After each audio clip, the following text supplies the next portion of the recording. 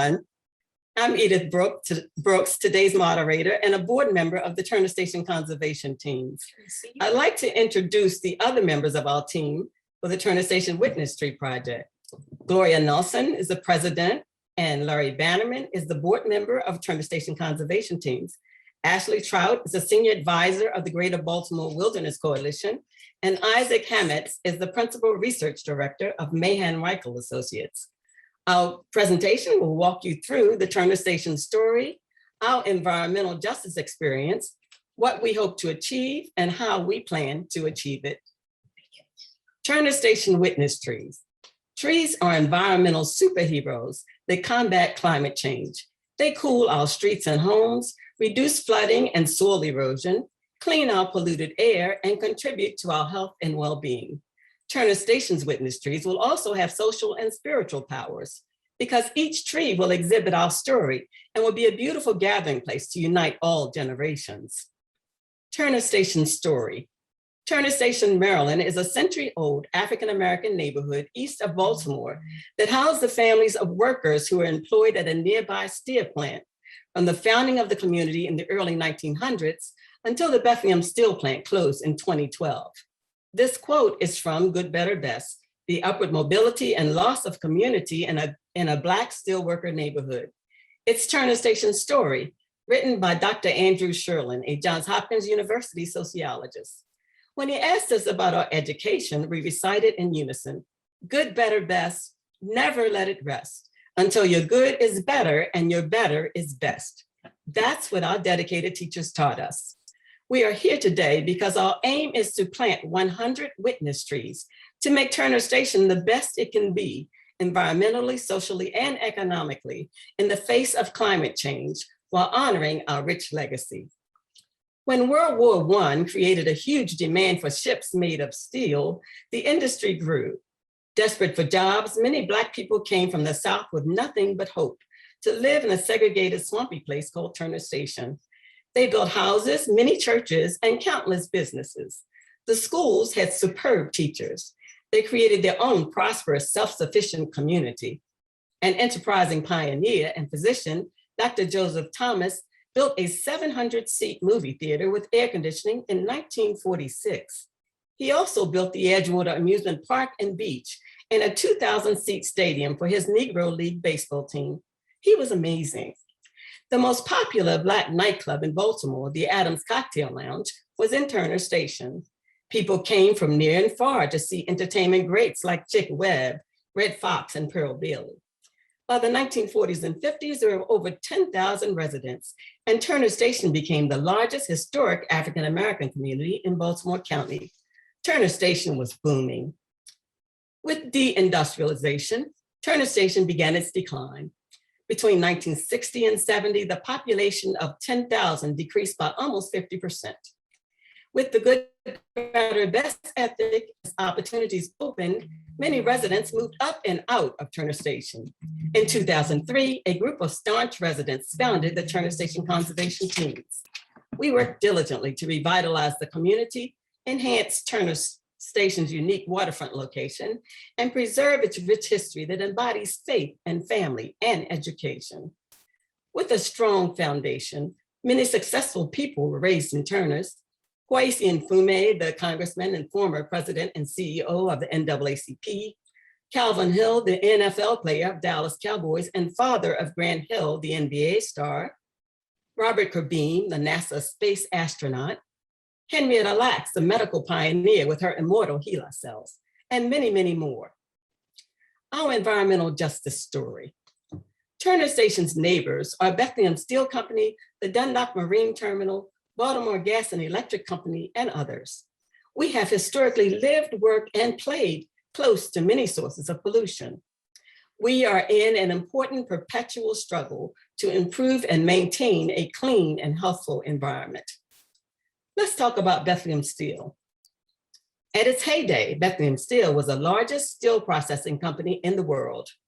Most of our parents worked there in the most polluted areas, in the most hazardous jobs, on the worst shifts, and for the least pay. Their quality of life was diminished and their lives were shortened.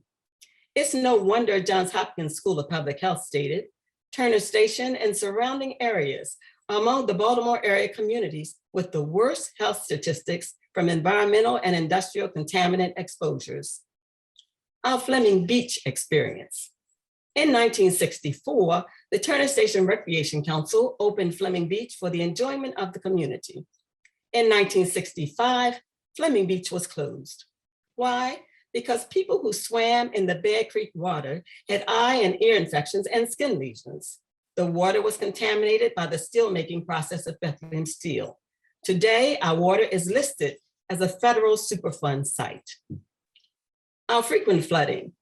Historically, Turner Station has had unremitting flooding. The problem has tragically been ignored. The Army Corps of Engineers' recent hydrologic study shows our drainage line is too long and too small and is underwater at high tide.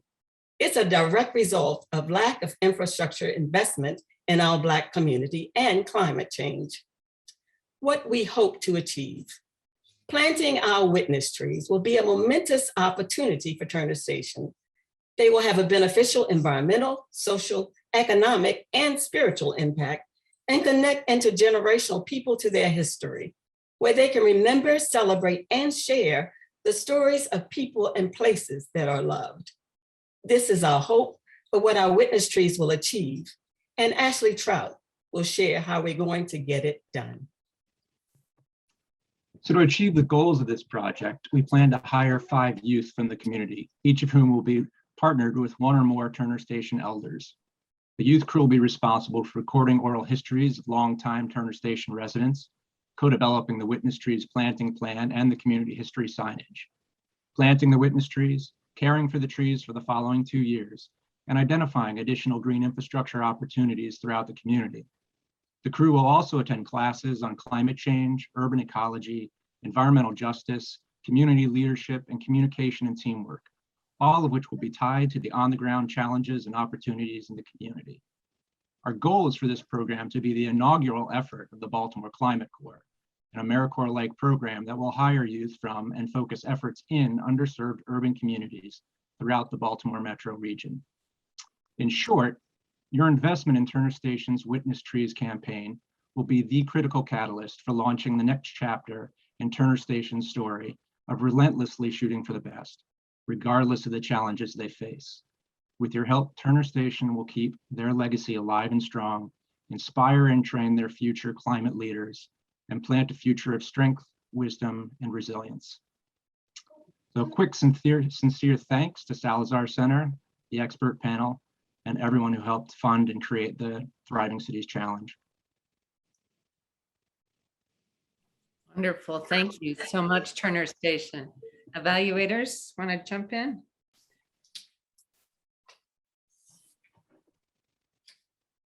Hi, I'll just say I really love this, particularly the intergenerational effort. And you answered most of my questions, because one of them was how you were going to recruit youth and kind of your plans, and then what was going to be the impact of this project from a health and flood prevention and other standpoints. So those stats you gave at the end were super helpful. Gosh, I guess, you know, your notion around trees being environmental superheroes and the importance of social and spiritual powers, you know, has anything like this happened in the Baltimore community, or are you all like the first? Or is this like a unique project for the Baltimore community? And I used to work and live in Baltimore, so I'm just wondering, is this a first? And what other partners are you pulling into this? As far as we know, this is the first in Baltimore County. We're in Baltimore County, and Turner Station conservation teams, our group represents this historic African American community of Turner Station. We started in 2003, and since then we've partnered with a large list of partners from Honeywell Corporation, Maryland Port Administration, Baltimore Gas and Electric, Johns Hopkins Hospital, Dundalk Renaissance, Lions Homes, Eastside Community Development, and on and on and on. We've been able to leverage some funding from a few of those groups for community action. So we do believe that we'll be able to keep this project going. Okay, thank you. And I'll just say, bigger picture, there's a number of partners working throughout Baltimore on tree planting efforts and green workforce development. And one of the roles of the Greater Baltimore Wilderness Coalition is to bring those partners together to try to unify and accelerate our efforts. And this, we're really looking to the Turner Station model as being just a great pilot to inspire other communities. Thank you. Hi there. Great. I mean, this project is so great. I really enjoyed reading the proposal, and I love seeing all of the sort of wraparound work that's going around this, including workforce development and youth engagement, and of course, intergenerational engagement and witness trees, which I had not been familiar with before. I just actually had a question about one of the last sentences of the presentation. I think it's more Ashley. You know, we're talking about how this Thriving Cities Prize can help catalyze the longer term plans or the organization. Would love to hear more about what you mean there. Like, and we asked this of a number of other projects. How is this one prize docking into your larger budget and vision? So there's two components to this. There's the larger vision specifically for the community and the continuing climate work that they want to do with some amazing shoreline restoration and wetland protection work to protect against sea level rise. And this will help to provide a springboard for moving that work forward. And then for the larger, more regional tree planting and green workforce development work, this too will show proof of concept and allow us to start building what is already the coalition has secured $1 million to help accelerate tree planting throughout central Maryland. And again, this will just sort of be proof of concept of one way that we can really get in, fully immerse with community partners and sort of do a full court press, if you will, on going deep for a number of years and building the capacity with those partners. I'll add quickly, the first piece of the witness trees planting is part of the larger Fleming Park project that Ashley was mentioning earlier, that the community has secured resources from the governor's office, exploring the innovative reuse and beneficial use of dredge material here. So they're pioneering a new technology, and the community has been involved as part of it. It's environmental justice work, pushing this project forward. So yeah, this is a multi-year, multi-stage, it requires both federal approval, local approval, and kind of putting the first witness trees grove within that park will continue to catalyze the investment, both again at the local, state, and federal level for this project. So just to kind of give a little bit of additional detail about how this investment helps to catalyze additional investments, both within Turner Station and more broadly in the region. Wanted to kind of just point that out, that the area for the witness trees grove is again part of a much larger project to begin to expand the shoreline and bring back historic wetlands and clean some of the kind of substances that are in the benthic community out in Bear Creek, which is going through possible EPA Superfund designation. So again, there's a lot of action that the community has already catalyzed, and this is a great opportunity to kind of push all that work within the community, but again, more broadly, as Ashley mentioned too. Thank you. That's helpful. I've got a question. Thanks for doing this and for your leadership in the community. I'm curious. It sounded like there were going to be 20 oral histories, and this might have been in the proposal and I just missed it. But I'm curious, like how do you envision preserving and sharing the oral histories with the community and over time? Like I saw you were going to do, I think, 3 signs on the site, and maybe some of it would be in there. But I'm curious, like what will happen with those oral histories? How are you going to tell those stories?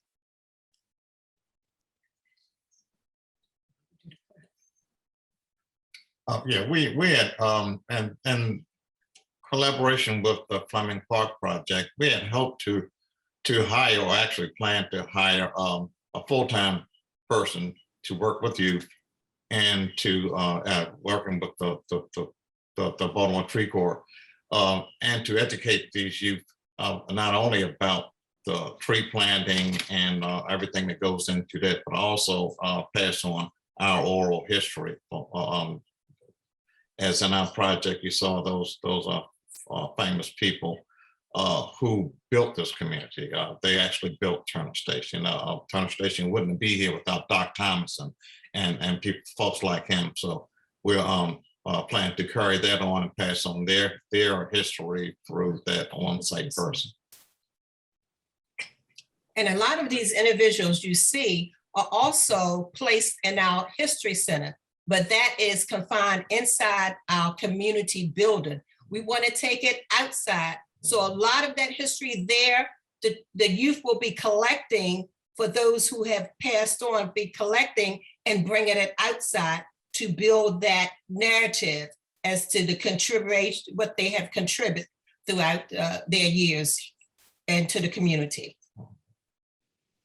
I'll just add, as a collaborator, a longtime collaborator, working with the folks from Turner Station, I have never worked with a community that is more honors their tradition, curates their history. You know, Mary Coleman, the history center that Gloria just mentioned, is an incredible place. It's housed in the multi-purpose center and library within the community, and it's just an incredibly rich place. And again, to the way that all the images that you've seen, you know, were curated by the community, passed on to us, and so to help build this deck here. And so again, Mary Coleman's one of the historians for the community. So there is a living, working process of gathering this information, preserving it within the community in both a brick and mortar location within the local branch of the library.